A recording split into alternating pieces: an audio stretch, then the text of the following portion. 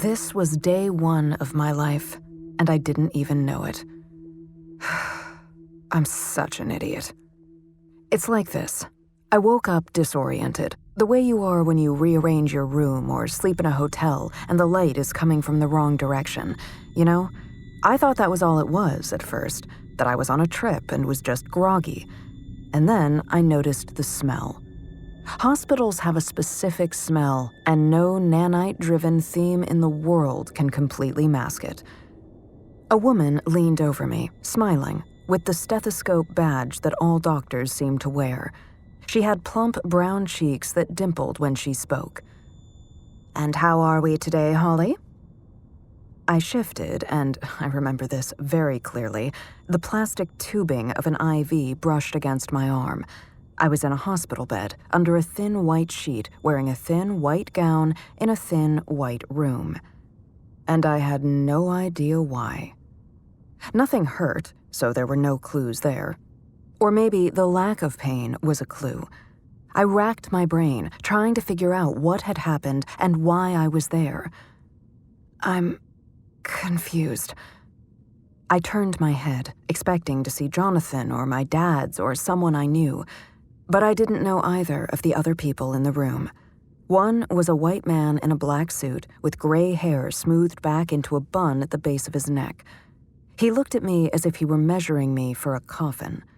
The other man stood just to the side of the door, holding a blue folder loosely at his side. He had a nose that looked sharp enough to cut glass and a chin to match. Well, that's to be expected. The doctor slid her hand through the air as if she were placing a virtual object. It was a little rude that she was keeping her theme settings on private, but I supposed that it was something about the confidentiality of patients. "Now then, I'm Dr. Hall, and I'm sure you have a ton of questions, but things will go faster if you can just hold them for a moment, all right, All right. Now then, what's the last thing you remember before your last renewal?" The last thing I could remember was being at a party with Jonathan. No, not just at the party. It was a party that I had thrown, trying to raise awareness for this new artist, a potter. They did real pottery, with clay, actual clay, not just a sim, real physical clay that they didn't theme in any way at all. You could watch them throw a pot on the wheel and see the clay spiral up organically into a form, and then, and this was the magic part, you could pick it up and sink your fingers into that clay and feel it come apart in your hands. The clay was real. And after you destroyed it, you would hand the clay back to them and they would spin something new out of it, while you had this crust of drying clay on your hands that absolutely proved that you had handled something real, something honest. I remembered leaning against Jonathan after lifting a vase off the wheel and smashing it back into its original form again. I remembered Jonathan's warmth as I leaned into him and drew a line of red clay down his nose. "There," I said. "There. I've marked you, so you're real too." He frowned, but I don't remember what he said. "Holly, did you hear the question?" I blinked and looked at Dr. Hall again. "Sorry, I was at a party with my husband. It was for Roseanne Wilson, a clay revisionist." My mouth was dry as I realized that I didn't know any of these people and that Jonathan wasn't there. If I had been hit by a skimmer or something, he should have been there when they revived me in my new body. But he wasn't. Was I in an accident?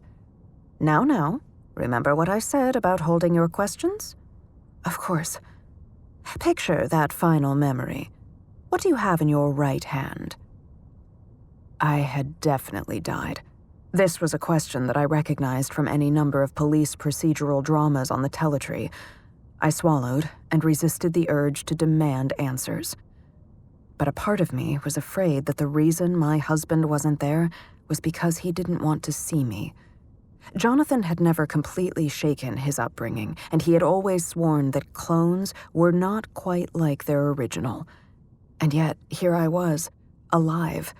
If I was right and I had died, my will contained instructions to have me ported into a cloned body with the memories from my last visit to a renewal center. Jonathan, on the other hand, had a do not replicate order on his will. I looked at my hands, which looked like my hands. The nanites had even included the odd freckle on my left thumb. I swallowed again and tried to focus. They probably wouldn't let me see him until they knew I was successfully integrated into the new body. So what was the last thing I remembered holding? Nothing. I had a martini in my left hand and some dried mud on my right. Does that count as holding something? The doctor exchanged glances with the man with the knife blade nose. What is your first childhood memory? Why had they looked at each other? Was I supposed to remember more? No. Wait. My last memory should have been of the renewal station. Fear came and sat on my chest. What had happened to me? Childhood? My dad and I were in a department store, and I wanted to show my dad a toy, so I tugged on his skirt. Except it wasn't him. It felt like that childhood fear of being abandoned had come back to rejoin me. Good. Good. She made another note on the virtual screen that I couldn't see. Tell me how you met your husband. Where is Jonathan? Holly. Now what did I say? I bit down on the inside of my cheek against an urge to punch her. I'd never had such a violent urge in my life. The adrenaline that came with it shook through my joints. We were at the Riverside Marketplace. I was buying oranges for a carving sequence I wanted to try. He was buying them for breakfast. We compared notes about real versus printed oranges, and in the course of that, I found out that he had a real job. I remembered him tossing an orange into the air and laughing. Anyway, I hadn't met anyone that had a real job before. He's a neuroengineer. That caught my attention, but he's funny and kind and... Please, where is he? Is he okay? The doctor didn't answer. She just made another note and then stepped back from the bed. Bob, it's your turn, I think.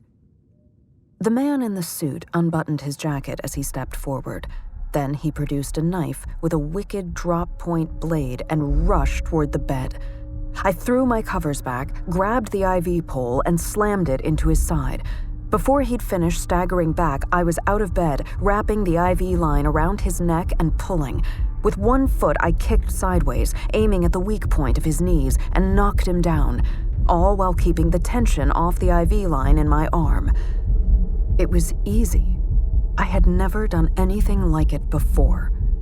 My body knew what to do as if it had always done that. I dropped the IV pole and pushed back, landing on my rump on the ground. What? Bob rolled over, rubbing his neck. Nice work with the IV. Marking something on her invisible screen, Dr. Hall nodded. Excellent. It seems the edits to Holly's muscle memory and skill set have taken. I started shaking then, because the only reason they would have made edits was if I was a provisional replica. It wasn't just that I had died. No, I had done something. I'd done something so heinous that I'd been replaced with me, an edited clone. No. What did I do? I couldn't think of anything that I would have done. Provisional replicas were murderers or rapists or abusive assholes who refused therapy, and I carved oranges. I threw parties. I was a good person. I'm sure it was a mistake. What was a mistake, Holly?